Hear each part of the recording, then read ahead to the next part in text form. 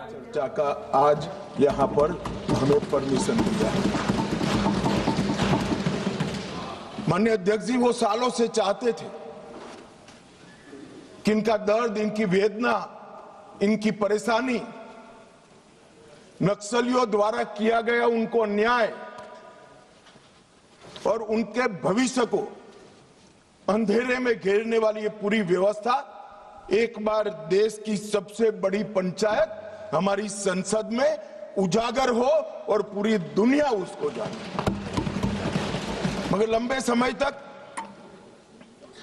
इसको मौका नहीं दिया गया और मुझे इस बात का भी बहुत खुशी है कि देश और हम सब के लिए बहुत महत्वपूर्ण एक घटनाक्रम जो 1970 से लेकर 2026 तक चला,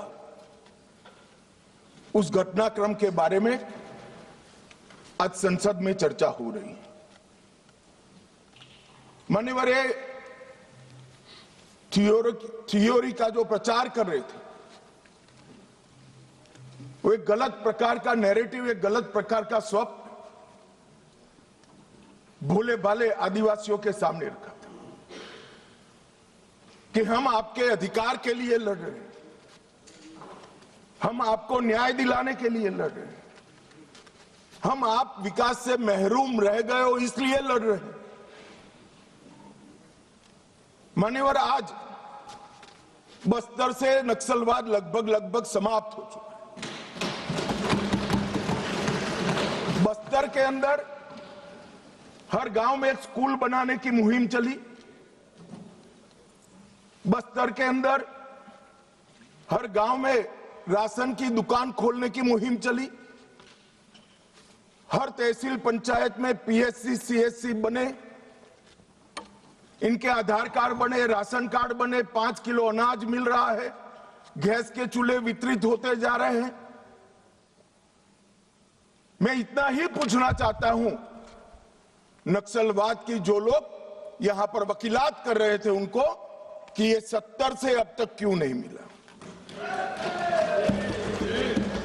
पूरे देश को तो 2014 में नरेंद्र मोदी जी की सरकार आने के बाद देश के हर गरीब को घर मिला, गैस मिला, शुद्ध पीने का पानी मिला, 5 लाख तक का बीमा मिला, प्रति व्यक्ति प्रति माह 5 किलो अनाज मुफ्त मिला। ये बस्तर वाले क्यों छूट गए थे? मैं इसलिए कहना चाहता हूं मान्यवर कि सत्य को झुठलाया जा रहा है। ये बस्तर वाले इसलिए छूट गए थे कि वहां लाल आतंक का परछाया था, इसलिए वहां विकास नहीं पहुंचा था। लाल आतंक का परछाया विकास नहीं है इसलिए नहीं गया था। लाल आतंक का परछाई वहां पड़ा था इसलिए विकास नहीं पहुंचा था। आज परछाई हट गई है और बस्तर विकसित हो रहा है। मान्यवर, बस्तर में विकास हो रहा है। ये जो वकील बन रहे हैं एक हथियारी मूवमेंट के, कहते हैं हम अन्याय के खिलाफ लड़ेंगे। संविधान को मानोगे या नहीं मानोगे?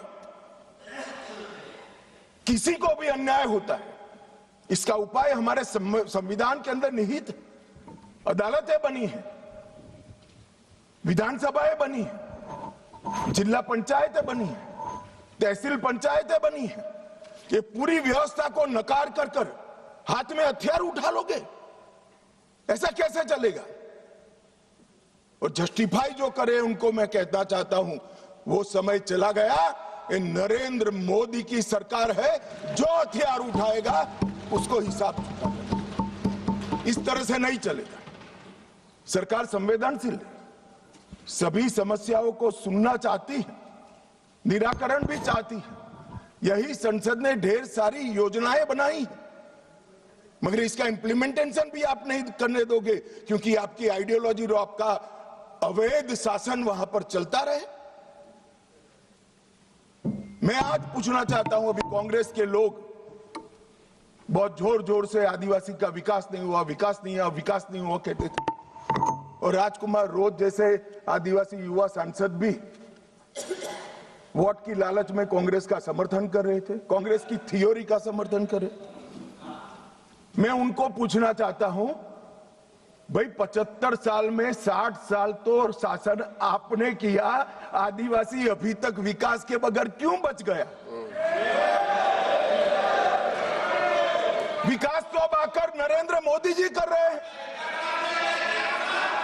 60 साल तक उसको घर नहीं दिया, उसको पानी नहीं दिया, इसके लिए स्कूल नहीं बनी, मोबाइल टावर नहीं पहुंचने दिए, बैंक की फैसिलिटी नहीं पहुंचने दी, और अब आप हिसाब मांग रहे हो। अरे भाई, जग थोड़ा तो अपने गिरेबान में झांक कर देखो कि दोषी कौन है। मान्यवर, मैं पूरा बताऊंगा।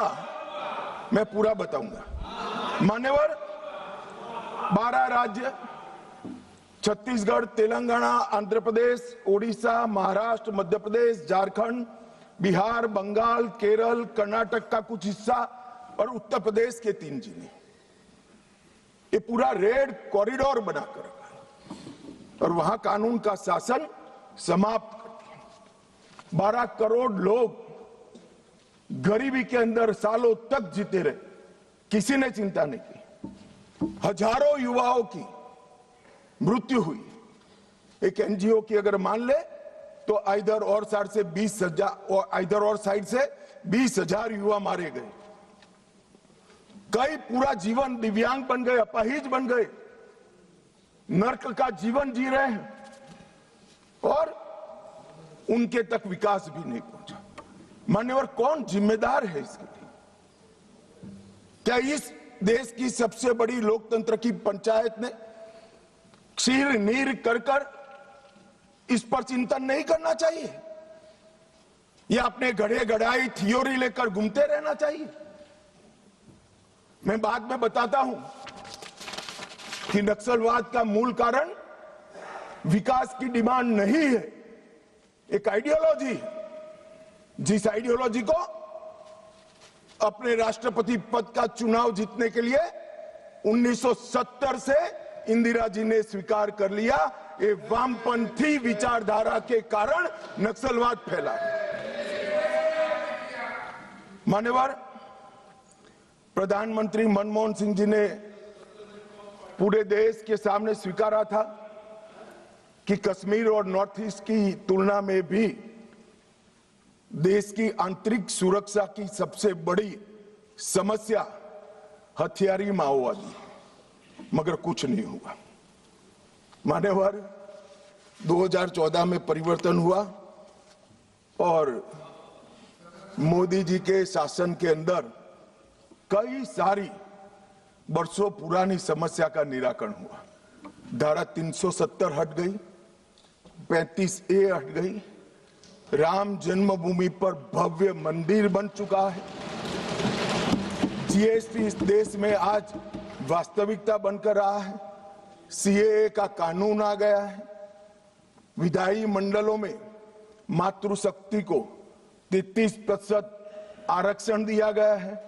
कई सारे बड़े काम जो आजादी के वक्त से इस देश की जनता चाहती थी कि कभी ना कभी हो, वो सारे काम नरेंद्र मोदी जी के 12 साल में हुए और अब ये नक्सलवाद से मुक्त भारत की रचना भी नरेंद्र मोदी जी के शासन के अंदर ही हो रही है।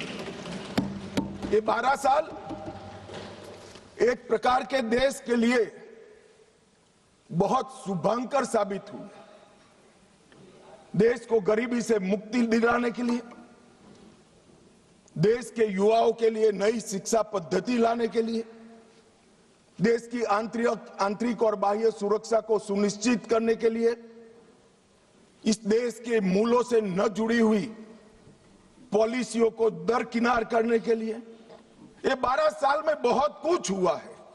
मगर मैं मानता हूं, अगर कोई पॉलिटिकल साइंस का विद्यार्थी इसका रेटिंग करना चाहेगा कि ये सारी चीजों से सबसे बड़ा फायदा किस फैसले और किस सिद्धि से हुआ है, तो निसंकोच वो पॉलिटिकल साइंस का विद्यार्थी नक्सल मुक्त भारत को नंबर 1 पर रखने से जरा भी नहीं।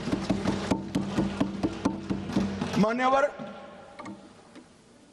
ये जो बड़ी घटना देश में आकार लेने जा रही है, उसका पूरा श्रेय, उसका पूरा यश हमारे सीएपीएफ के जवान, विशेषकर कोबरा और सीआरपीएफ के जवान, राज्य सरकारों की पुलिस, विशेषकर छत्तीसगढ़ राज्य पुलिस और डीआरजी के हमारे जवान और वहां के स्थानीय आदिवासी बासिंदों को जाता है।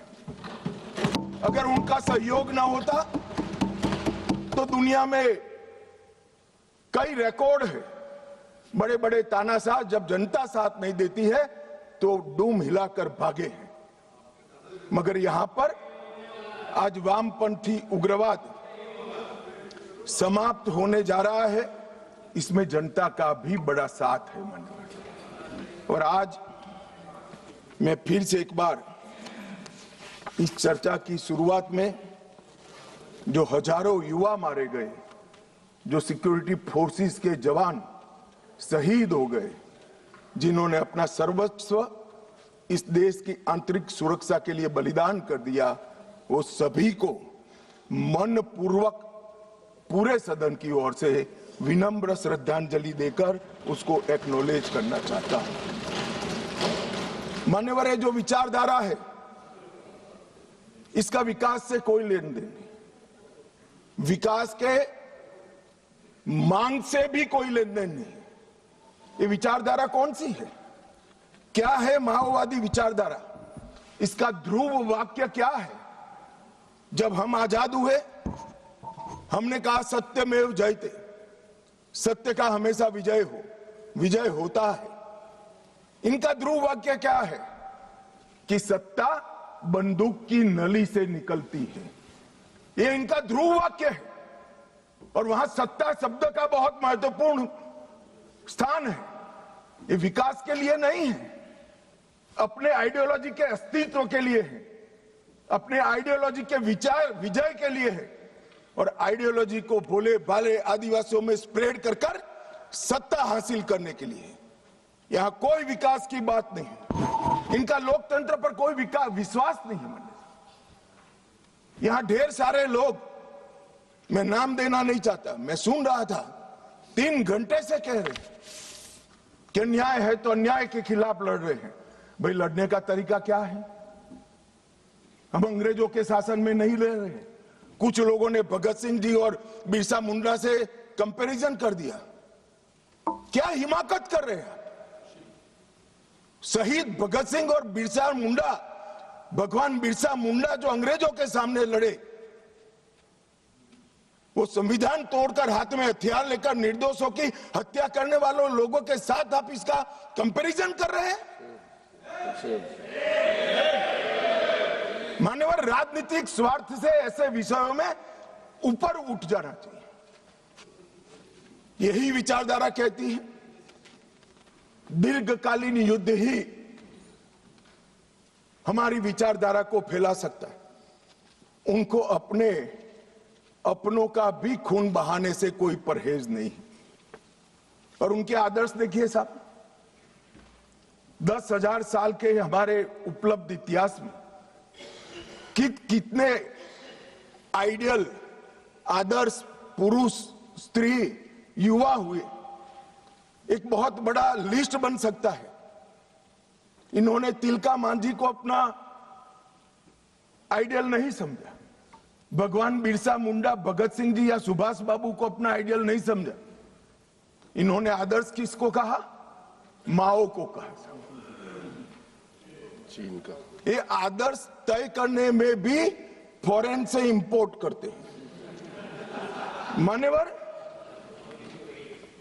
बस्तर का सिलेक्शन क्यों हुआ? एक कार्यक्रम था भारत मंडपम में, बस्तर क्षेत्र से जो अच्छी शिक्षा दीक्षा प्राप्त करे थे ऐसे युवाओं के साथ मेरा इंटरेक्शन था। तो मेरे नाश्ते के टेबल पर एक बच्ची बैठी थी। उसने कहा कि साहब आप बता सकते हैं कि माओवादियों ने, नक्सलाइटों ने हमारे बस्तर को ही क्यों चुना। मान्यवर, इस विषय को मैं जरा डिटेल बताना चाहता हूं।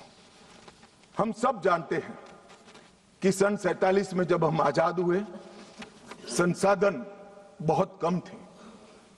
एक लंबी गुलामी के कालखंड को समाप्त कर हम आजाद हुए थे। देश के अंदर विकास का नामो निशान नहीं था। दशकों तक, लगभग 2 सदी तक इस देश को गुलामी में लूटा गया।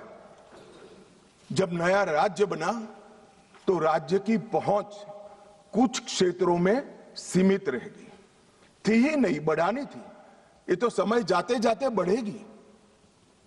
और मान्यवर, क्योंकि संसाधन कम थे, रेवेन्यू कम थी, तो विकास भी परकोलेट होते होते हर क्षेत्र में एक साथ नहीं पहुंचता है। अगर रोड बनाना है तो पूरे देश के एक साथ नहीं होते। अगर बिजली पहुंचानी है तो पूरे देश में एक साथ नहीं पहुंच सकती। तो दूर दराज के क्षेत्रों तक स्टेट की पहुंच की कैपेसिटी सीमित थी, वहां पर विकास नहीं पहुंचा था। राज्य का इकबाल, स्टेट का इकबाल वहां बुलंद नहीं हुआ था। अब ये कह रहे कि अत्याचार के खिलाफ, भाई अगर स्टेट पहुंचा ही नहीं था, सुनियोजित भेदभाव का वातावरण ही नहीं था, तो वहां अत्याचार कैसे हो गए। मान्यवर, एक कहानी गढ़ी जा रही है। सच्चाई ये है कि इन्होंने पूरे रेड कॉरिडोर को इसलिए चुना था क्योंकि वहां स्टेट की पहुंच कम थी। इसलिए भोले भाले आदिवासियों को बरगलाकर इनके हाथ में हथियारें पकड़ाई। मैं कुछ दृश्य बाद में आपको बताऊंगा। मुझे एक बात समझ में नहीं आई। 15 अगस्त 1947 के पहले इस देश का ट्राइबल बिरसा मुंडा, तिलका मांझी, रानी दुर्गावती, मुर्मू बंधुओं को हीरो मानकर चलता था। वो आदिवासी 47 से 70 आते आते माओ को अपना हीरो मानने लगा। ये परिवर्तन क्यों हुआ? मान्यवर, परिवर्तन विकास और अन्याय के कारण नहीं हुआ, क्योंकि कठिन भूगोल के कारण और स्टेट की अनुपस्थिति के कारण अपनी विचारधारा को फैलाने के लिए वामपंथियों ने क्षेत्र को चुना और भोले भाले आदिवासियों उन्होंने बरगलाना चालू किया, अपनी विचारधारा का अनुयायी बनाया। और थोड़ा आगे बढ़ने के बाद उनको लगा यहां तो अच्छा काम हो सकता है भाई, मगर ये पढ़ लिख जाएंगे तो हमारे साथ नहीं रहेंगे। स्कूलें जला दी, इनके बैंक अकाउंट खुल जाएंगे तो हमारे साथ नहीं रहेंगे। बैंकें जला दी, दवाखाने जला दिए और फिर कहे यहां विकास नहीं पहुंचा है। विकास को तो वामपंथी उग्रवादियों ने वो क्षेत्र में सालों तक नहीं पहुंचने दिया, जो अब नरेंद्र मोदी के शासन में वहां पहुंच रहा है, घर घर जा रहा है। गरीबी के कारण नक्सलवाद नहीं फैला, बल्कि नक्सलवाद के कारण इस पूरे क्षेत्र में सालों तक गरीबी रही। मान्यवर, मैं इसको और अच्छे तरीके से सदन के सामने रखना चाहता हूं। नक्सलवाद की जड़ें गरीबी और विकास से जुड़ी हुई नहीं है मान्यवर, वो वैचारिक है। मैं आज 60s के 4 क्षेत्र पढ़ना चाहता हूं। एक, नक्सलबाड़ी साक्षरता का दर 35% था। बस्तर साक्षरता का दर 23% था। सहरसा बिहार, जो नक्सलवाद से कभी प्रभावित नहीं हुआ, साक्षरता का दर 33% था। और बलिया यूपी का नक्सलवाद से सटा हुआ सोनभद्र से सटा हुआ जिला, वहां पर भी साक्षरता का दर 31% है। तो चारों स्थानों पर साक्षरता का दर कमोबेश समान था। प्रति व्यक्ति आय नक्सलबाड़ी में 500 रुपया थी, सबसे ज्यादा थी चारों क्षेत्र में।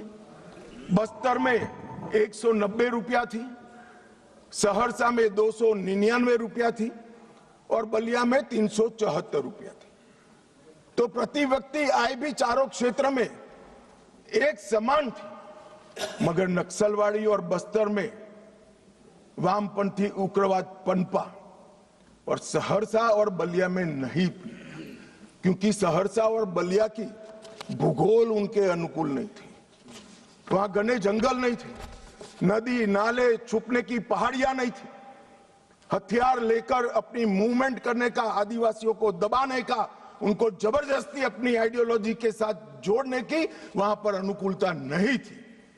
अगर विकासी पैमाना होता, अगर प्रति व्यक्ति आय ही पैमाना होता, तो देश के बहुत सारे हिस्से ऐसे थे जहां 70 में विकास नहीं पहुंचा था। वहां क्यों नक्सलवाद नहीं हुआ? और मान्यवर, आज तो मैं इस सदन में ये विचार को सिरे से खारिज कर रहा हूं।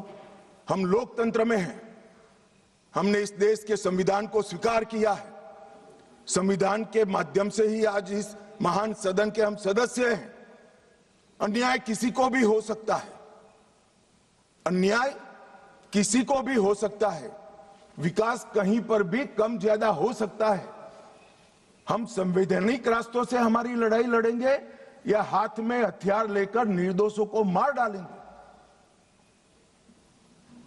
किस थियोरी का यहां से समर्थन हो रहा था, मैं नहीं समझ रहा। अगर आप धमकाना चाहते हैं कि ये होगा तो ये भी हथियार उठाएंगे, ये होगा तो ये भी हथियार उठाएंगे, ये डरने वाली सरकार नहीं है मान्यवर, सबके साथ न्याय करने वाली सरकार। किसी को भी अन्याय हो तो हथियार हाथ में उठा लेना, ये लोकतांत्रिक तरीका है क्या? हमारे संविधान के सारे बताए हुए रास्ते सारे कुंद हो गए, बंद हो गए? संविधान ने हर चीज की व्यवस्था की। मान्यवर, फिर से मैं एक बार नक्सलवाद की, ये तो आप पर निर्भर करता है मान्यवर। मैं आज इस बहस को देख रहे भारत के युवाओं के लिए नक्सलवाद की टाइमलाइन भी बताना चाहता हूं। मान्यवर, 1970 के दशक में नक्सलवाद की शुरुआत नक्सलबाड़ी से हुई, बंगाल से हुई। 1971 के एक ही वर्ष में 3620 हिंसा की घटनाएं वहां पर हुई। 80 का दशक आते आते पीपल्स वॉर ग्रुप बन गया और फिर ये महाराष्ट्र, मध्य प्रदेश, ओडिशा, मध्य प्रदेश जब मैं बोलता हूं तो पुराना मध्य प्रदेश, छत्तीसगढ़ और मध्य प्रदेश, ये 3 राज्यों में फैले। 90 के दशक में दुनिया भर में जैसे वामपंथी विचारधारा सिकुड़ती गई, यहां पर भी उग्रवादी गुटों में और वामपंथी पार्टियों में विलय शुरू हुआ और 2004 में 2 प्रमुख गुट मिल गए, सीपीआई माओवादी का गठन किया। इस 70 से 2004 ये पूरा कालखंड में मान्यवर 4 साल छोड़कर पूरा समय कांग्रेस पार्टी का शासन रहा है। ये उनको याद रखना चाहिए। कब माओवादी विचारधारा फैली, पनपी, एकत्रित हुई, वो आपको याद रखना चाहिए। और मान्यवर 70 को भी मैं याद करना, अभी एक मान्य सदस्य जी ने बताया कि 70 में क्या हुआ था। 70 में एक नारा लगा था, आत्मा की आवाज पर मतदान का, अंतरात्मा की आवाज पर। इंदिरा जी ने लगाया और संजीव रेड्डी के खिलाफ अपना एक प्रत्याशी उतारा। उस वक्त आधार तराश रहे माओवादी पार्टियों ने इंदिरा जी को समर्थन किया और अपने पार्टी में अपना वर्चस्व प्रस्थापित करने के लिए श्रीमती गांधी ने लपक लिया वो समर्थन को और 70 से लेकर जब तक 77 तक 80 तक इंदिरा जी वापिस नहीं आई, वो माओवादी विचारधारा की गिरफ्त में रही। और मान्यवर, यही समय है जब नक्सलबाड़ी से शुरू हुआ ये आंदोलन 12 राज्यों में फैल गए, देश के 17% भूभाग में फैल गए और 10% से ज्यादा आबादी में पहुंच गए। मान्यवर, कई सिक्योरिटी एक्सपर्ट ऐसा कहते थे कि सत्ता के समर्थन के बगैर किसी भी हथियारी मूवमेंट का देश के दिल में बीचों बीच तिरुपति से लेकर पशुपतिनाथ तक ये रेड कॉरिडोर संभव ही नहीं। अभी पूछ रहे थे राजकुमार कि कहां से हथियार आए। मैं उनको बताना चाहता हूं, जो हथियार पकड़े गए हैं उसमें से 92% हथियार पुलिस के लूटे हुए हथियार हैं। थाने लूट लिए, गोलियां लूट ली और उसका उपयोग निर्दोष जवानों को, बच्चों को, कृषकों को मारने के लिए किया है। मान्यवर, ये एक भ्रांति के तरह वामपंथी विचारधारा ने इसको प्रोपेगेंडा के माध्यम से फैला है, अपनी विचारधारा को टिकाने के लिए फैला है कि अन्याय से बचने के लिए हथियार हाथ में उठाए। मगर मैं फिर से एक बार पूछना चाहता हूं, राज्य शासन और संविधान की वैधता को किसी भी अन्याय के अवेज में चुनौती दी जा सकती है क्या?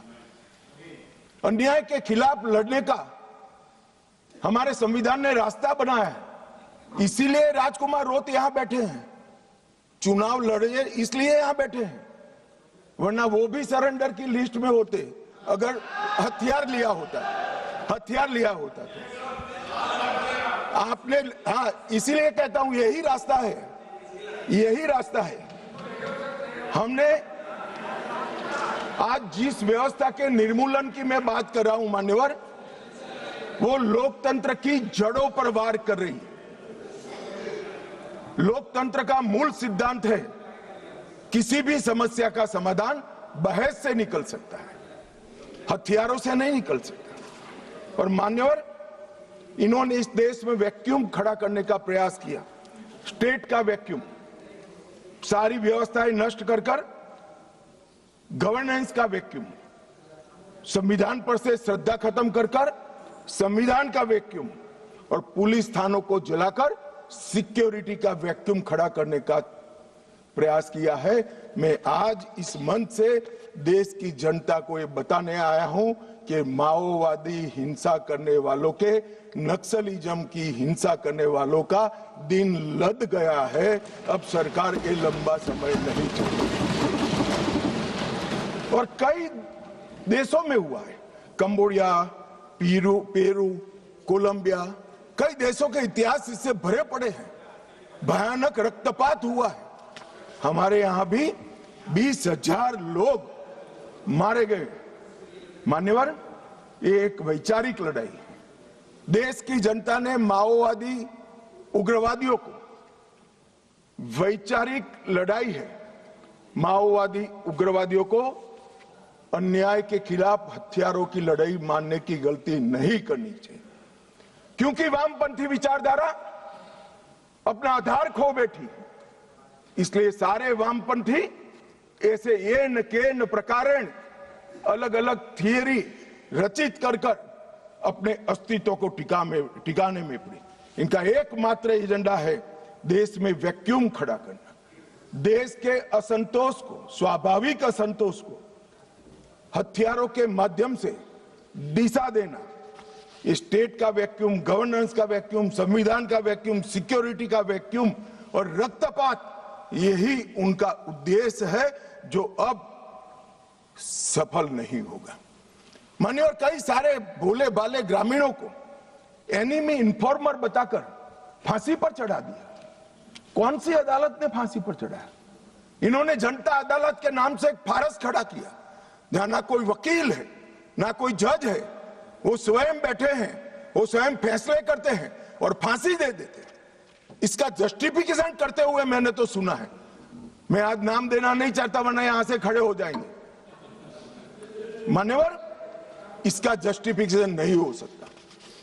इस देश में संविधान का राज है, फैसला संविधान द्वारा, सरकारों द्वारा रचित अदालतों में ही हो सकता है। और अगर किसी को अन्याय हो गया तो उसके ऊपर त्रिस्तरीय न्यायिक प्रणाली है। उन्होंने पैरेलल गवर्नमेंट चलाई। गवर्नेंस का वैक्यूम कैसे चला? पैरेलल गवर्नमेंट चलाई। छत्तीसगढ़ के बस्तर में उनका होम मिनिस्टर होता था, उनका न्याय मंत्री होता था, उनका लूटे हुए अनाज को बांटने वाला खाद्य और आपूर्ति मंत्री होता था। एक जनता ने सरकार के नाम से एक भ्रांति खड़ी करी और मान्यवर, विकास की योजनाओं को इन्होंने रोकने का काम किया। इन्होंने संविधान और न्याय व्यवस्था को निशाना बनाकर संविधान का वैक्यूम खड़ा करना।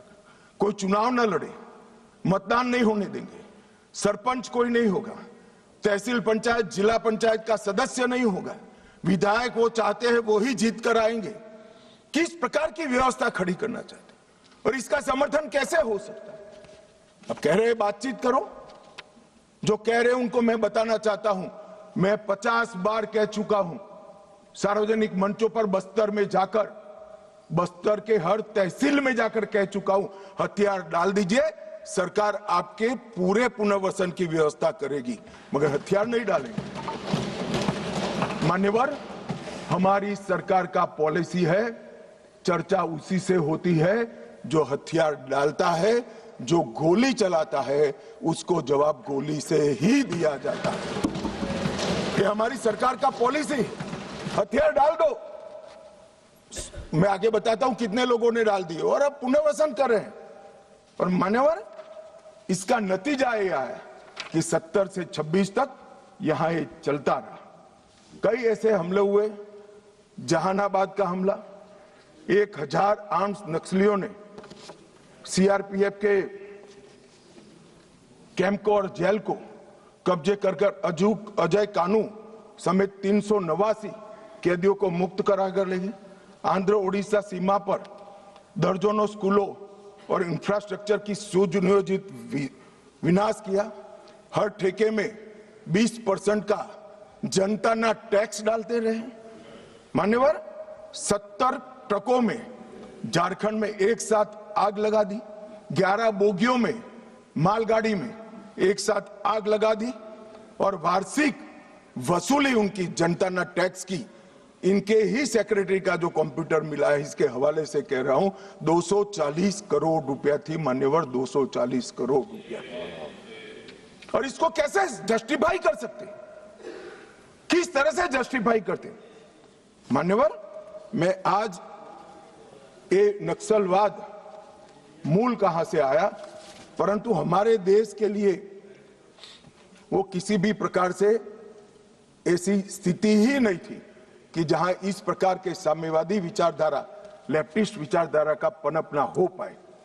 मान्यवर, मैं 1905 से 1924 रूस में साम्यवादियों ने क्रांति करी। 1914 के युद्ध में रूस की आर्थिक हालत बहुत बिगड़ गई और वहां पर भूख, महंगाई, अव्यवस्था और 1905 में खूनी रविवार की घटना ने जनता का विश्वास शासन के प्रति तोड़ दिया और उसने 17 की क्रांति की नींव तैयार की। और मान्यवर, मजबूर होकर निकोलस द्वितीय ने गादी छोड़ दी। वहां पर एक वैक्यूम खड़ा हुआ और वैक्यूम को भरने के लिए वहां पर लेनिन की अध्यक्षता में साम्यवादी सरकार आई।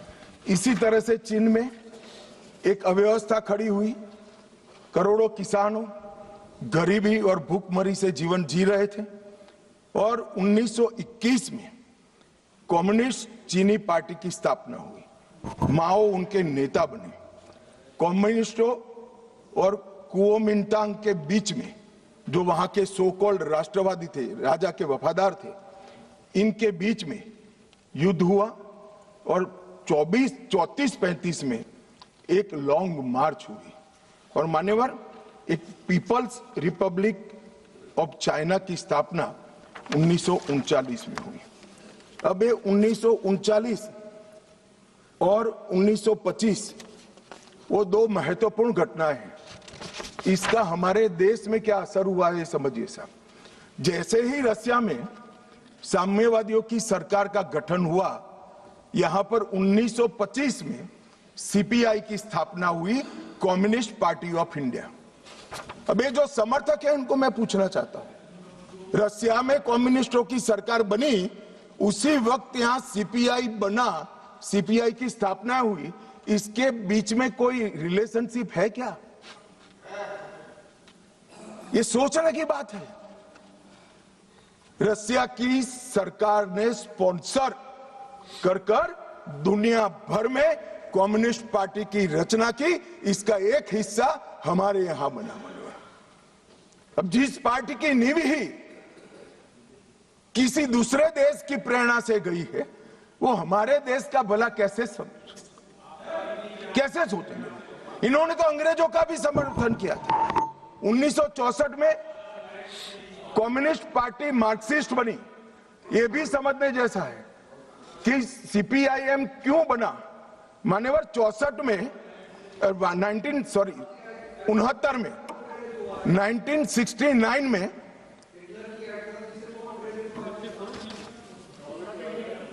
हो गया, बोलू यार, मुझे उकसाओ मत, आज मैं तय कर आया हूं, पूरी बात बताऊंगा।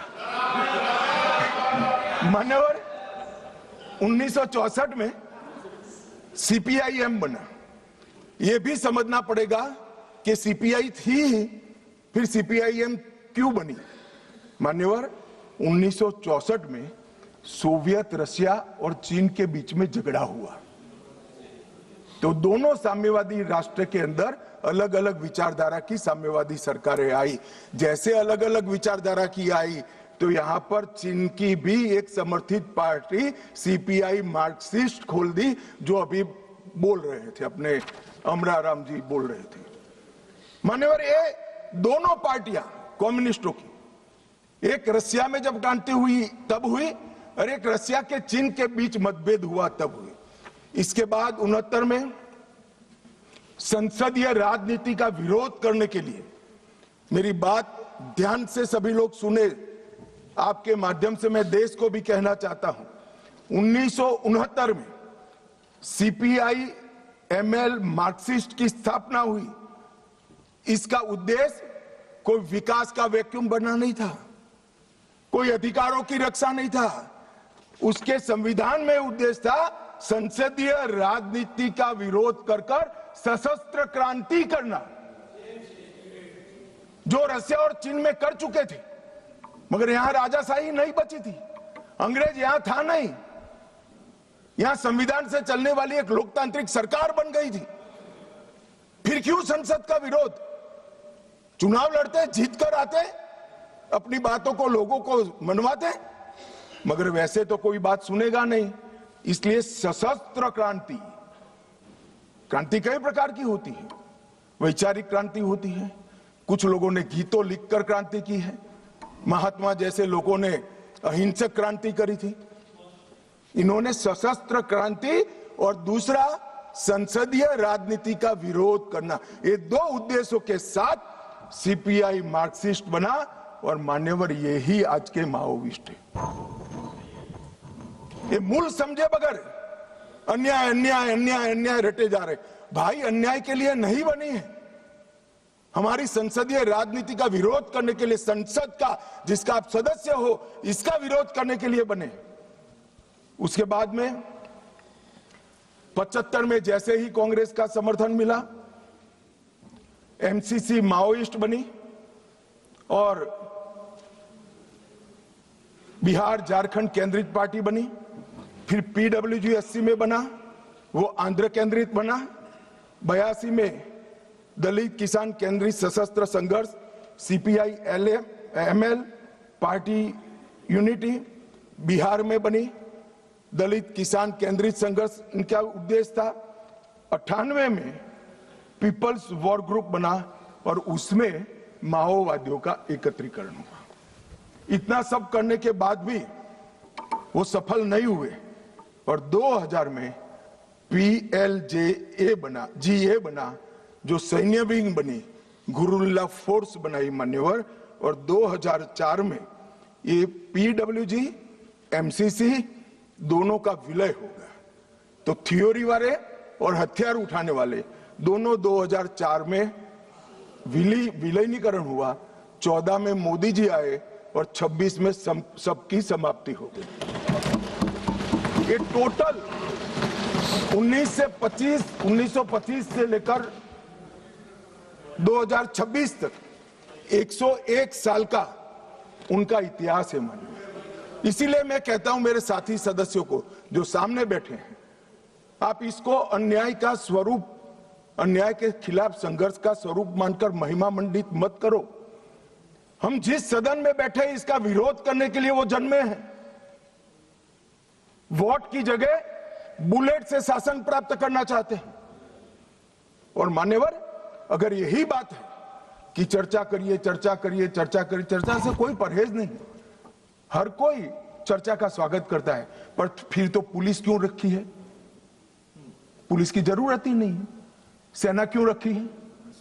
पैरामिलिट्री फोर्स क्यों रखे हैं? कुछ लोग ऐसे होते हैं जो चर्चा से मानते ही नहीं है, वहां बल प्रयोग कर कर उनके अत्याचार से निर्दोष नागरिकों को बचाना पड़ता है। जब नक्सलवादियों ने सैकड़ों निर्दोष किसानों को बम लगा लगा कर पैर बगैर का कर दिया, कई स्कूलों में रेड कर कर 8 साल के, 9 साल के, 10 साल के बच्चों को उठाकर ले गए और नक्सलवाद की सेना में भर्ती कर दिया, और क्या हम मूक दर्शक बनकर खड़े रहे? ये भारतीय जनता पार्टी की सरकार है। हर नागरिक की सुरक्षा नरेंद्र मोदी ने सुनिश्चित करी है। जो भी अन्याय करेगा नागरिकों के साथ, समझा तो ठीक है मान्यवर, वरना फोर्स इसी के लिए बनाई गई है। इसका उपयोग भी होगा, परिणाम भी आएगा, और आज आ भी गया है। मान्यवर, मैं जो इनके समर्थन में, जिनको पॉपुलर लैंग्वेज में अर्बन नक्सल कहते हैं, वो बुद्धिजीवी भाइयों को सवाल करना चाहता हूं। मैंने 6 दिन से लगभग 2000 आर्टिकल निकाले, सारे बुद्धिजीवी भाइयों ने लिखे हुए। मेरे पास इसका पूरा जिस्ट भी है। ये सभी आर्टिकलों में, सभी आर्टिकल हथियार उठाकर घूमने वाले माओवादियों के साथ चर्चा करो, वो न्याय के लिए लड़ रहे हैं, उनको मारना नहीं चाहिए, इनके प्रति सिंपैथी होनी चाहिए, सरकार विकास जल्दी करे, इस प्रकार के। एक भी आर्टिकल जो 8 साल का अबूझ बच्चे को उठा ले जाकर हाथ में हथियार पकड़ा दिए, इसकी मां के लिए नहीं है। मान्यवर, एक भी आर्टिकल अपने गांव से खेत में जाते हुए किसान का पैर उड़ गया और पूरा जीवन दिव्यांग बन गया, इसकी सिंपैथी के लिए नहीं है। 5000 से ज्यादा सिक्योरिटी फोर्सेस लड़ते लड़ते शहीद हो गए, उनकी विधवाओं के लिए एक भी आर्टिकल नहीं है। इनके अनाथ बच्चों के लिए एक भी आर्टिकल नहीं है। आपकी मानवता संविधान तोड़कर हथियार लेकर घूमने वालों के लिए ही है। इनके हथियारों से जो नागरिक मारे जा रहे हैं, इनके लिए आपकी मानवता नहीं है। मानवता के दोहरे चरित्र को मैं स्वीकार नहीं करता मान्यवर। ये मानवतावादी नहीं है, नक्सलियों के समर्थक है। अगर मानवतावादी होते तो वो किसान का पैर उड़ गया इसकी भी चिंता होगी, वो अबूझ बच्चे से इसका बचपन छीन लिया इसकी भी चिंता होती। मान्यवर, वो हाथ में हथियार लेना नहीं चाहते, गरीबों के हाथ में हथियार दिलाकर अपनी विचारधारा को, अपनी आइडियोलॉजी को पनपाना चाहते हैं, मगर उनके भी दिन लग गए हैं।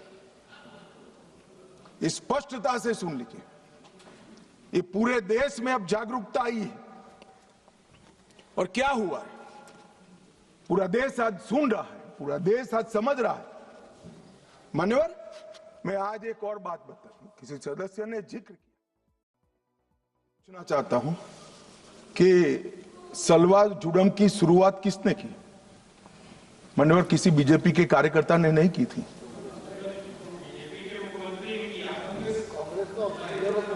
श्रीमान कर्मा ने किया था, जिनको नक्सलियों ने मौत के घाट उतार दिया, और वो कांग्रेस के नेता थे। मान्यवर, 5 जुलाई 2011 को सर्वोच्च अदालत ने नंदिनी सुंदर और अन्य लोगों ने एक विवाद दायर किया और सुप्रीम कोर्ट ने जस्टिस सुदर्शन रेड्डी के नेतृत्व में तय किया कि नक्सलियों के खिलाफ राज्य की ये लड़ाई गैर कानूनी है और तुरंत ही इनको हथियार वापस लेने का ऑर्डर कर दिया। परिणाम क्या हुआ मान्यवर? उनके हथियार वापस लिए गए, नक्सलियों के हाथ में हथियार थे, इन्होंने चुन चुन कर सलवा जुडम में जुड़े हुए लोगों को मार दिया मान्यवर। और वही सुदर्शन रेड्डी विपक्ष का उपराष्ट्रपति पद के प्रत्याशी बने मान्यवर। कांग्रेस पार्टी जो कह रही ना हमारा क्या लेन देन है, ये लेन देन है। जो देश की कानून और व्यवस्था में मानता है वो सुदर्शन रेड्डी को कभी अपना प्रत्याशी नहीं बनाना चाहिए। मान्यवर, हमारे यहां न्याय तंत्र की व्यवस्था है, जो जज बनता है उसको तटस्थ माना जाता रहे, ये हमारे न्याय तंत्र की आत्मा है। मगर कोई व्यक्ति जज बनकर अपनी व्यक्तिगत आइडियोलॉजी का उपयोग कर कर, संवैधानिक कपड़े पहनाकर अपनी आइडियोलॉजी को ऑर्डर में कन्वर्ट कर कर हजारों बेगुनाह आदिवासियों की जान जाए ऐसा फैसला देता है, तो मैं ये जजमेंट की घोर निंदा करता हूं। और मैं उन लोगों की भी निंदा करता हूं जिन्होंने उनको वोट दिए, प्रत्याशी बनाए। मान्यवर, आइडियोलॉजी जनता के भले के ऊपर नहीं हो सकती।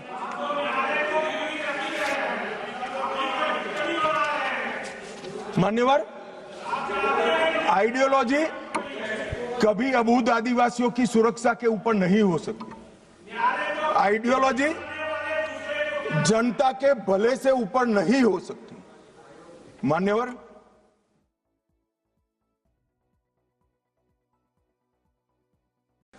$37,850 बैंकिंग कॉरेस्पोंडेंस बनाए गए और 6,025 डाकघर खुले। ये सिर्फ 12 साल में हुआ है, आगे कुछ नहीं हुआ। चर्चाएं करी, विकास माओवादियों ने होने नहीं दिया।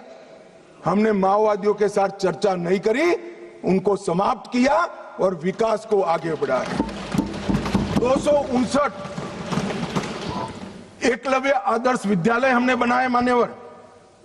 इसके साथ साथ 46 ITI, 49 SDC sickle development centre बनाए, 16 कौशल विकास केंद्र बनाए और लगभग इस सब में 800 करोड़ रुपया का और खर्चा ये 12 साल में हमने किया है। जगदलपुर छत्तीसगढ़ में जहां CSC PSC नहीं थे, वहां पर 240 बिस्तरों का सुपर स्पेशलिटी अस्पताल हमने बनाया। सिविक प्रोग्राम में 212 करोड़ के कार्य किए, जो स्वास्थ्य शिविर और दवाओं के जुड़े हुए हैं, और जनजातीय युवा एक्सचेंज के कार्यक्रम भी हमने बनाए। सिक्योरिटी के लिए, राज्यों की सहायता के लिए SRE लेकर आए, 10 साल में 3000 करोड़ दिया।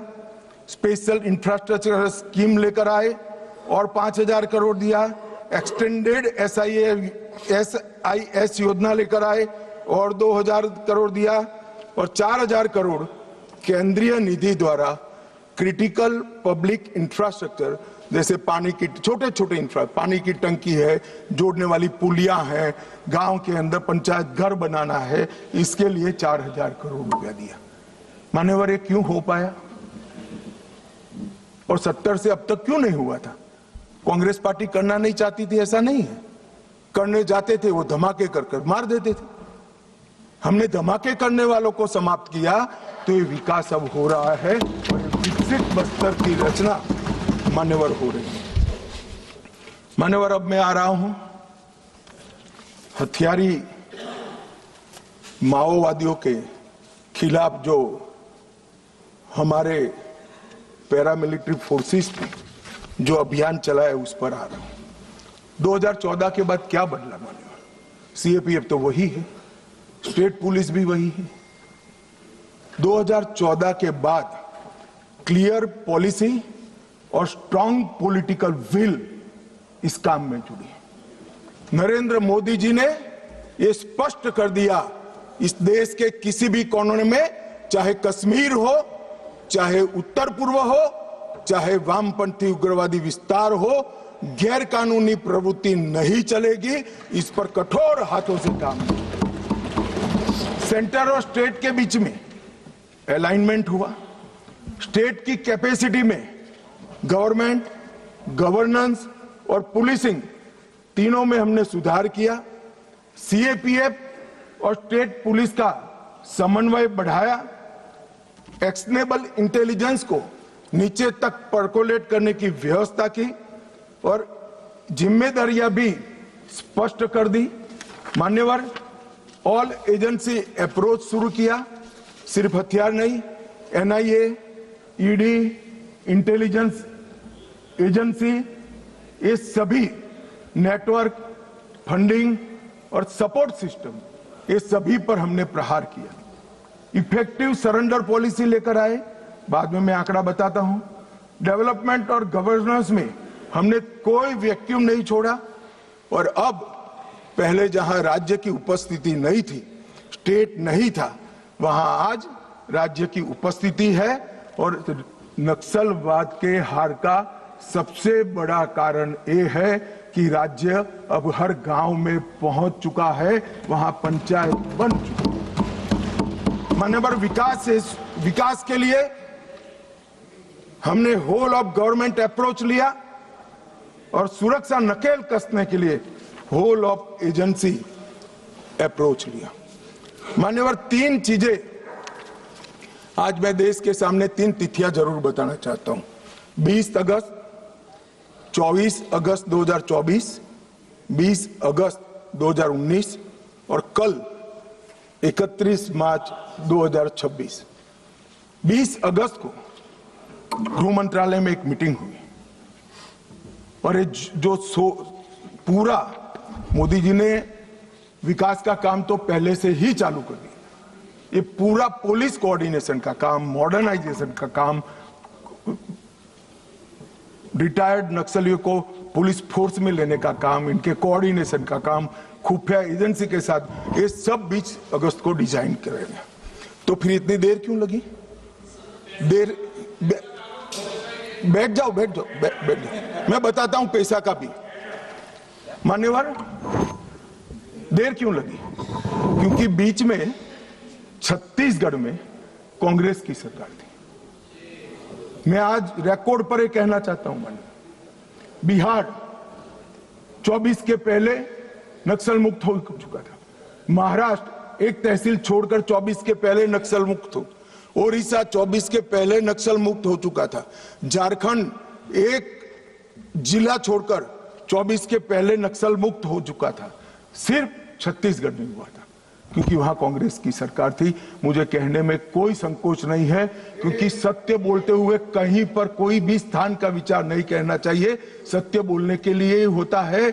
छत्तीसगढ़ कांग्रेस की सरकार ने नक्सलवादियों को बचा कर रखा था।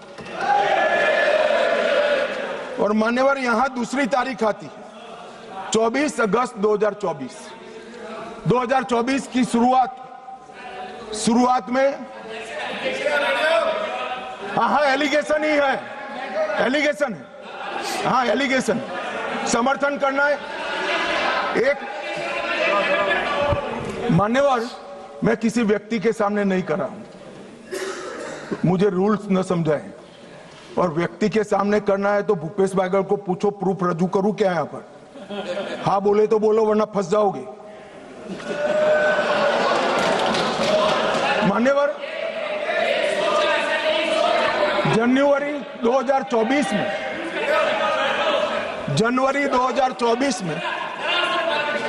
पूछ के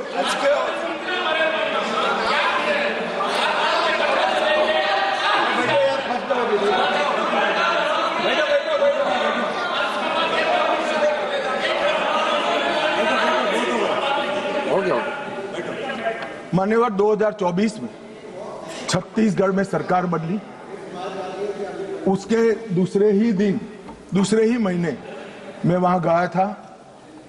भाजपा की सरकार ने पूरा समर्थन का भरोसा दिया, साझा रणनीति बनी और 24 अगस्त 2024 को मैंने घोषित किया था कि 21 मार्च 2026 को ये नक्सलवाद पूरे देश से हम समाप्त करें। और उसके बाद जो हुआ वो मैं बताना चाहता हूं। मान्यवर सुरक्षा घेरे में हमने बढ़ोतरी करी। मोदी जी के 11 साल में 596 फोर्टिफाइड पुलिस स्टेशन बने। नक्सल प्रभावित जिले जो 14 में 126 थे, आज सिर्फ 2 बचे। मोस्ट इफेक्टेड जिले 2014 में 35 थे, आज 0 है। नक्सल घटनाएं दर्ज करने वाले पुलिस स्टेशन जो 350 थे, आज 7 है।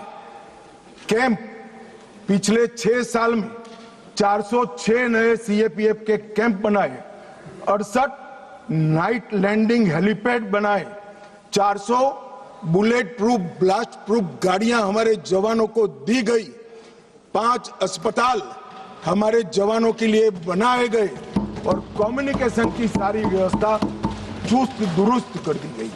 मान्यवर परिणाम क्या हुआ? यहां बहुत सारे सांसदों ने कहा कि मारना नहीं चाहिए, वार्ता करनी चाहिए। मैं आंकड़े उनके लिए पढ़ रहा हूं। 24, 25 और 26 इसका संयुक्त आंकड़ा मान्यवर में पढ़ता हूं। मारे गए नक्सली 3 साल के अंदर 26 के अब तक मार्च तक 706 नक्सली मुठभेड़ में मारे गए। गिरफ्तार कितने हुए मान्यवर? 2218 गिरफ्तार हुए। उनको पकड़कर हमने जेलों में डाला है, अदालतों की शरण में ले गए और आत्मसमर्पण कितना किया? 4839 लोगों ने आत्मसमर्पण किया। और आप हमें संवाद की बात कर रहे हो? 4839 सरेंडर हुए, 2218 जेल में गए हैं और सिर्फ 706 जो सरेंडर होने नहीं देते थे, इनको बैन में रखा था, उनको पुलिस ने मुठभेड़ में मार गिरा है। और मैं कहता हूं शासन का यही अप्रोच होना चाहिए। जो वार्ता करना चाहता है उसके साथ वार्ता करनी चाहिए और जो हमारे जवानों पर, किसानों पर, आदिवासियों पर, बच्चों पर गोली चलाता है उसका जवाब गोली से देना चाहिए। यही शासन का रूल होता है, यही शासन का नियम होता है। मान्यवर हमने संवाद, सुरक्षा और समन्वय तीनों का उपयोग किया है। नवीनतम टेक्नोलॉजी का उपयोग कर रहे हैं, सटीक निगरानी और ढेर सारे टेलीफोन बिलों का विश्लेषण करा है।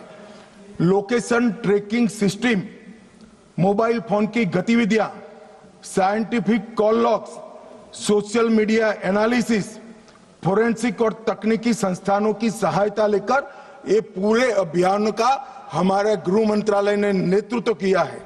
ड्रोन सर्वेलेंस, सैटेलाइट का उपयोग, इमेजिंग टेक्नोलॉजी, और आर्टिफिशियल इंटेलिजेंस आधारित डेटा एनालिसिस से ये सफलता मान्यवर प्राप्त हुई है।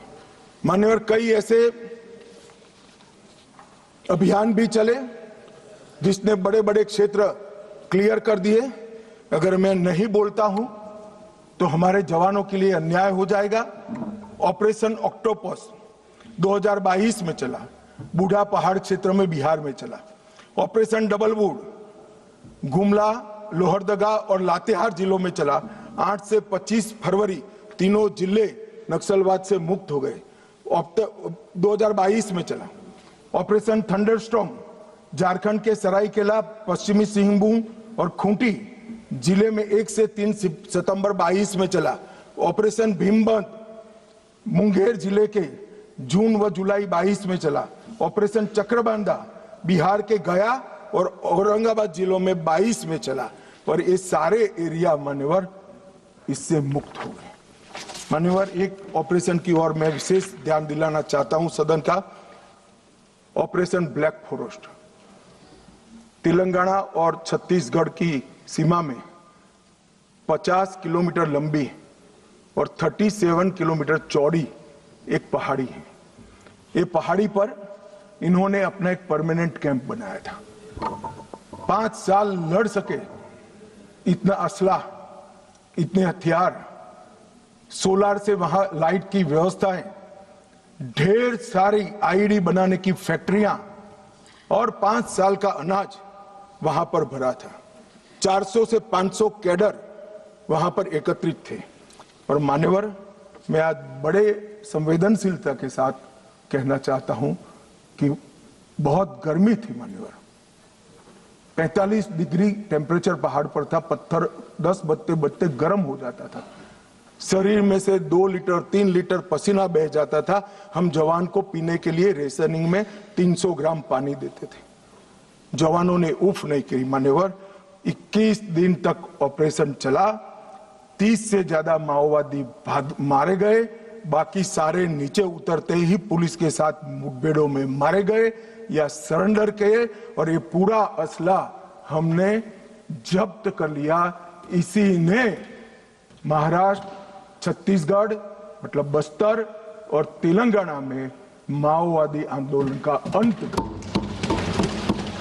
मैं आज भी बड़ी विनम्रता के साथ और बड़े भाव के साथ सीए बोलता, सुनिए ना, आगे सुनिए ना।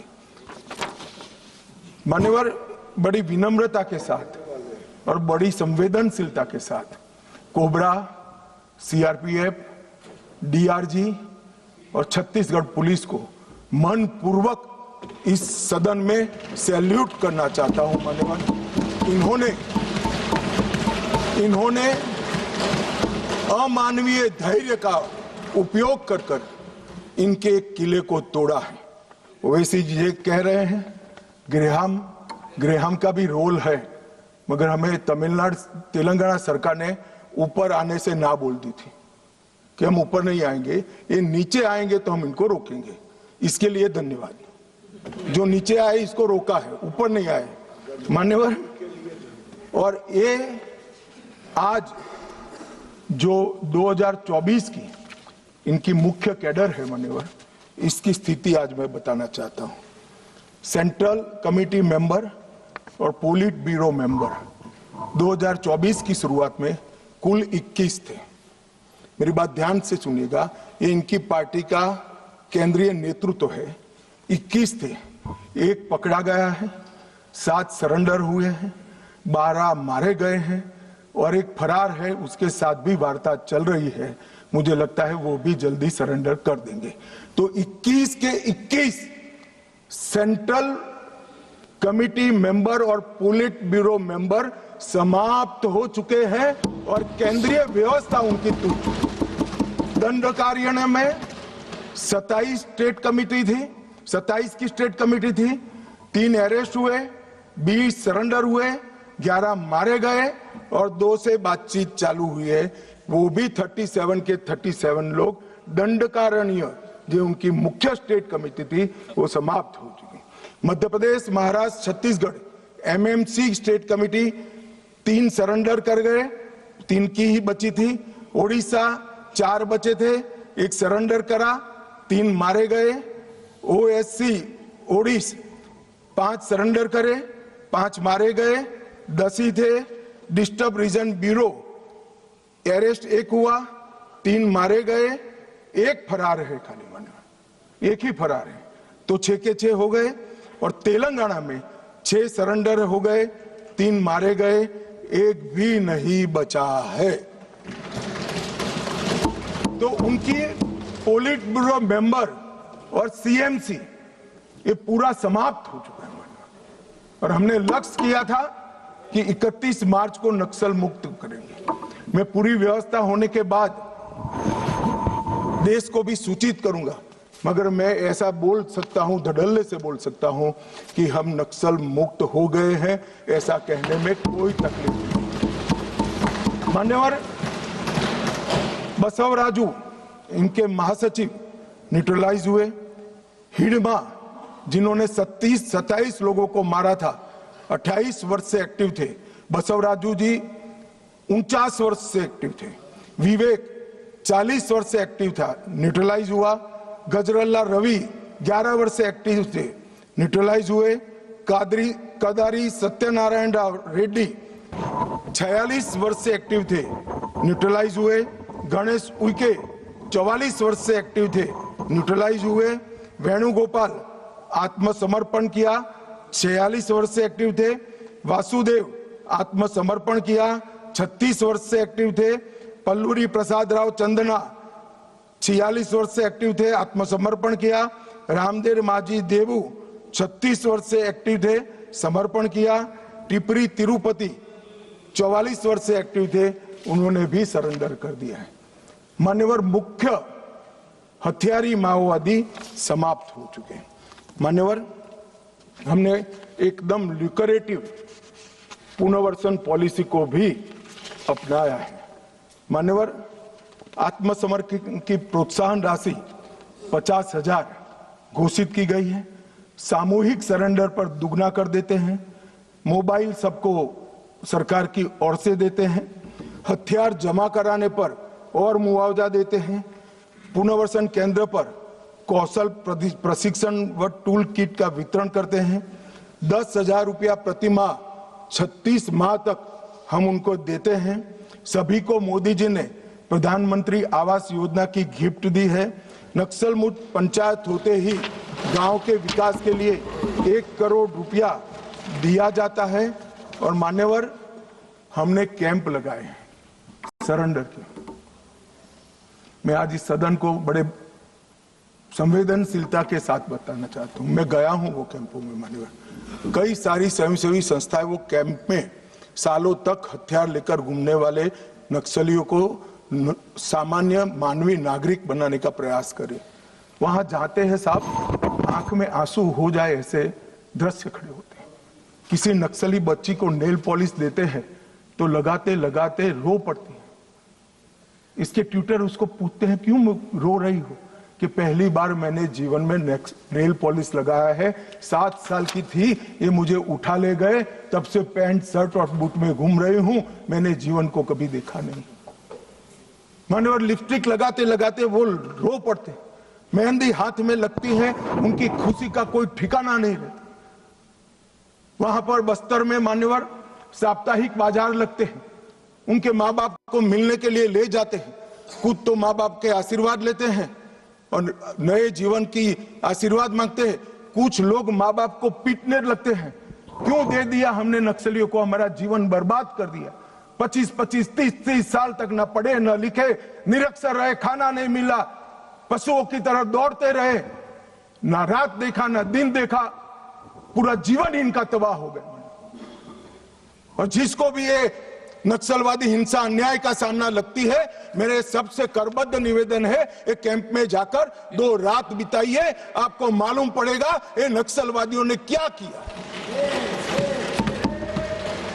और यहां बैठकर फैशनेबल तरीके से इनका पक्ष लेना, कि इनकी सुनो, इनसे चर्चा करो, बहुत सरल है किसी के पास जवाब? ये 15,000 बच्चों का जीवन बर्बाद कर दिए, कौन जिम्मेदार है किसी के पास जवाब? क्या सारे बुद्धिजीवी अर्बन नक्सल जाकर देखिए कैंप में आपने क्या किया है। आप तो इसी चैम्बर में बैठकर कोर्ट के प्रोटेक्शन के अंदर आर्टिकल लिखते रहते हैं, वहां जीवन के जीवन उजड़ गए हैं और किसी को परवाह नहीं है। अपने आप को ह्यूमन राइट का चैंपियन मानते हैं। मैं पूछना चाहता हूं, 32 साल की आयु तक मेहंदी न लगाने वाली बच्ची के ह्यूमन राइट का कौन चिंता करेगा? मान्यवर, उसकी चिंता नरेंद्र मोदी करेंगे और कोई। इनका अधिकार जो छीन लिया है, इसका हिसाब कभी न कभी देना पड़ेगा। मैं तो जन्म से हिंदू हूं मान्यवर, कर्मों में मानता हूं। जिन्होंने भी शब्द से भी प्रचिन्न समर्थन नक्सलाइटियों का किया है, वो सब इस पाप के इतने ही भागीदार है जितना बंदूक लेकर घूमे। मान्यवर, इनकी नौकरी और रोजगार के लिए हमने ढेर सारे प्रयास किए। मैंने कौशल केंद्र बनाए, 12वां इनके बच्चों के लिए 12वीं तक की मुफ्त शिक्षा करी है। महिलाओं को 2 लाख का और पुरुषों को 5 लाख का ऋण की व्यवस्था है। वहां बस्तर ओलंपिक और बस्तर पंडुम, इसके माध्यम से संस्कृति और खेल का हम बढ़ावा कर रहे हैं। और वहां पर अब 1,20,000 कलाकारों ने बस्तर पंडुम में भागीदारी ली और 5,50,000 आदिवासी खेल खेले। मेरा तो विपक्ष के सभी उन सदस्यों से विनती है कि जो इसको न्याय की लड़ाई कहते हैं, वो बस्तर पंडुम और बस्तर ओलंपिक में जाएं। मान्यवर, मेरे घर पर जिनके पैर उड़ गए, हाथ कट गए, आंख चली गई, ऐसे लोग आए थे, नाश्ता किए थे। मैं जानता हूं उनकी वेदना। राष्ट्रपति जी ने भी उनको बुलाया था। कभी 1 घंटा तो उनके लिए निकालो भाई। इन पर जुर्म डालने वाले के लिए भाषण करने के लिए आपके पास बहुत समय है। वो जुर्म का परिणाम देखने के लिए 1 घंटा निकालिए, ऐसा मेरा निवेदन है। मान्यवर, आज मैं यहां पर अंत में 2070 से नक्सली आतंक क्यों चला, इसके तय में भी जाना चाहता हूं। मान्यवर, जब मनमोहन सिंह की सरकार बनी तब एक NAC बनी थी, नेशनल एडवाइजरी काउंसिल। PM की काउंसिल ऑफ मिनिस्टर तो हमने सुनी थी, पार्लियामेंट में बहस के दरमियान सदस्य एडवाइस दे वो भी सुना था। एक नई national advisory council, extra constitutional forum खड़ा किया गया जो देश के कानून बनाता था। इस फोरम में कौन था मान्यवर? सोनिया जी इसकी अध्यक्ष थी, हर्ष मंदर इसके सदस्य थे। उनके NGO अमन वेदिका में शीर्ष नक्सली नेता की पत्नी को जिम्मेदारी दी गई थी और रिकॉर्ड है कि वह उन नक्सलियों में शामिल थी जिन्होंने अपहरण के केस अर्बन एरिया में किए थे। और मान्यवर, NAC देश का नीति निर्धारण करती थी। रामदयाल मुंडा वो कहते थे नक्सल ऑपरेशन जरूरत से ज्यादा कठोर है। ये प्रचिन्न समर्थन ने ही नक्सलियों की हिम्मत बढ़ाई। Shabnam Hashmi, Ram Punaniya, Usha Ramanathan, NC Saxena, Jean Dreze, Farah Naqvi और मान्यवर एक विनायक सेन, वो 2010 में अदालत द्वारा दोषी पाए गए, फिर भी प्लानिंग कमीशन की हेल्थ स्टीयरिंग कमेटी और ऐसे महत्वपूर्ण पदों पर उनको रखा गया। और जयराम रमेश ने एक महेश राउत को, जो नक्सली था, उसकी रिहाई के लिए तत्कालीन कांग्रेस के मुख्यमंत्री को पत्र लिखा था। और मान्यवर, ये नंदिनी सुंदर, रामचंद्र गुहा, EAS शर्मा, ये सारे लोग सलवा जुडम के केस के साथ भी जुड़े थे। मान्यवर, जब देश के सर्वोच्च सत्ता के केंद्र सरकार की एक एक्स्ट्रा कॉन्स्टिट्यूशनल अथॉरिटी जो पीएम के भी ऊपर थी, इसके सदस्य अगर नक्सलवाद के समर्थक हो तो आप मुझे बताइए मान्यवर, किस तरह से नक्सलियों का हौसला टूटेगा, कैसे टूटेगा? और एक कांग्रेस पार्टी ने किया था, ये भाग नहीं सकते मान्यवर, ये तो इतिहास है। और जो लोगों को विरोध है मेरी बात की, कल आने वाले दिनों में सैकड़ों पुस्तकें लिखी जाएगी जो आपके कारनामों से भरी हुई होगी। कैसे भागोगे? लोकतंत्र के अंदर किसी का आवाज दबाया नहीं जाता। मान्यवर 2011 में मनमोहन सिंह जी ने prime minister rural development fellowship launch की। मान्यवर, उनका काम युवाओं को एक्सपोजर देना था। इसमें एक महेश राउत फेलो बने, जो महाराष्ट्र पुलिस के नक्सलियों के साथ संबंध के चलते महाराष्ट्र पुलिस के केस में जेल में गए। अब प्राइम मिनिस्टर ऑफिस ने की हुई prime minister rural development fellowship जब लॉन्च हुई तो उसका एक बेनिफिशियरी नक्सलवादी है, तो नक्सलवादियों के हौसले भला कैसे टूटेंगे? मान्यवर 2010 गृह मंत्री चिदम्बरम जी ने एक वक्तव्य दिया, चितलनार छत्तीसगढ़ में एक साथ 76 जवानों को मार दिया।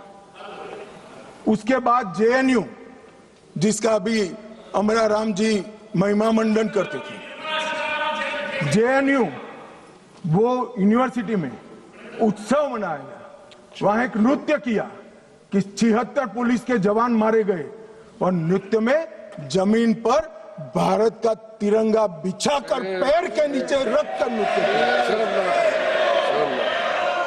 इसका समर्थन ये मान्यवर करते हैं। मान्यवर, चिदम्बरम साहब 76 जवान मारे जाने के बाद किसी को खाना मुंह नहीं लगता, पानी हलक से नीचे नहीं उतरता है। मान्यवर, चिदम्बरम साहब ने कहा, हम आपसे, मतलब कोट अनकोट है, और नक्सलियों को कह रहे, हम आपसे हथियार डालने के लिए नहीं कह सकते, क्योंकि हम जानते हैं आप ऐसा नहीं करोगे, क्योंकि आप हथियारबंद आजादी की लड़ाई में विश्वास करते हैं।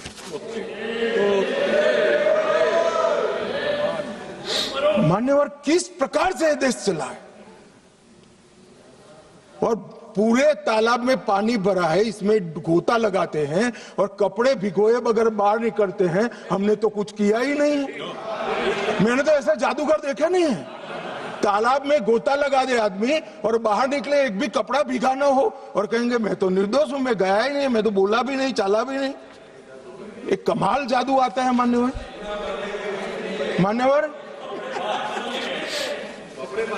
मैं अब उनके नेता की बात करना चाहता हूं, राहुल गांधी जी की।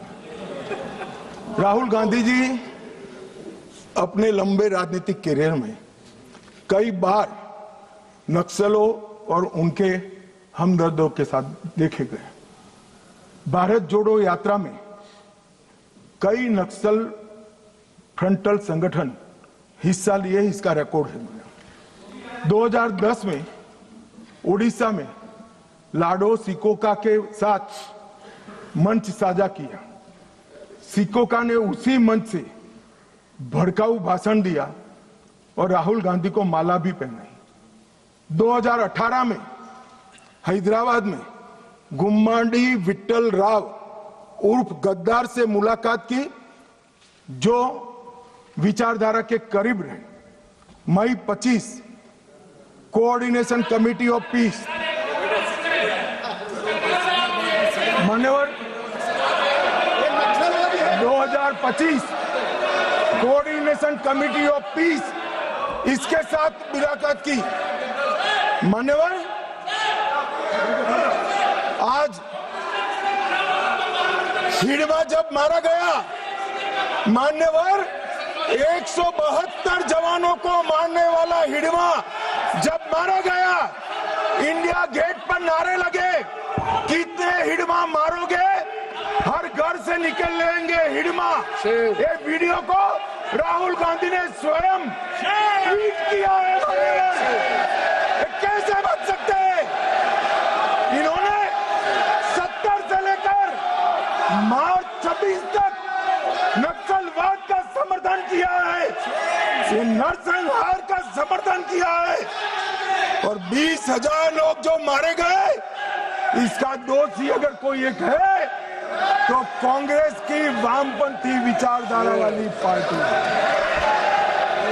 नक्सलों के साथ रहते रहते ये पार्टी और उनके नेता खुद नक्सलवादी बन गए और इसका जवाब इस देश की जनता को चुनाव में देना पड़ेगा।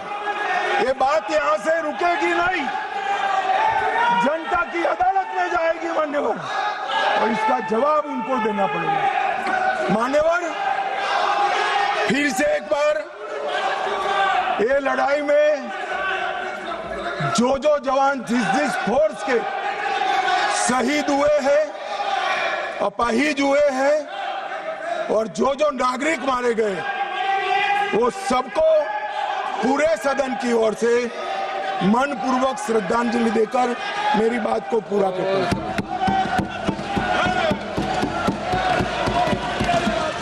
सभा की कार्रवाई दिनांक 1 अप्रैल 2026 को प्राप्त 11 बजे तक के लिए स्थगित की जाती है।